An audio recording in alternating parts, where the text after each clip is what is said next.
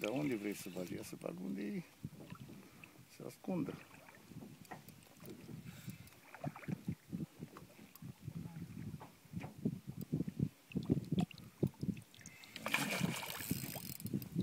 Ușor. Al dracu, ce se duce? Gura mamei.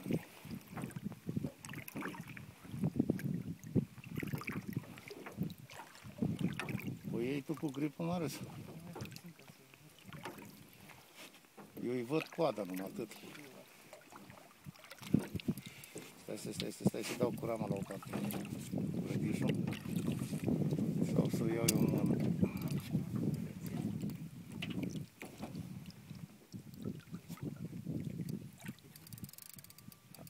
De ce bandit e?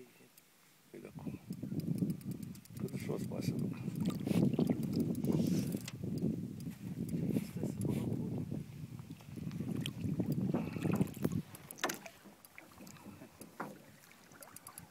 Putem să băgăm putul în pământ. Ușor să nu preznească firul.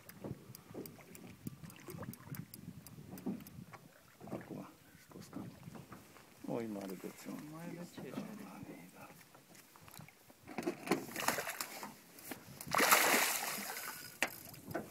Iar a fugit. Dă-i înapoi, întoarce. Acum. Și că nu-i mare. Nu e și așa, dar Nu e așa de... pentru cât rău a făcut. puternic. Da, e foarte puternic.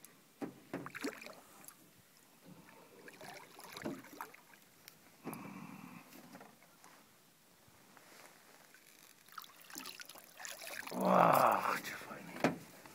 Mamă, ce groasă ești frumoasă!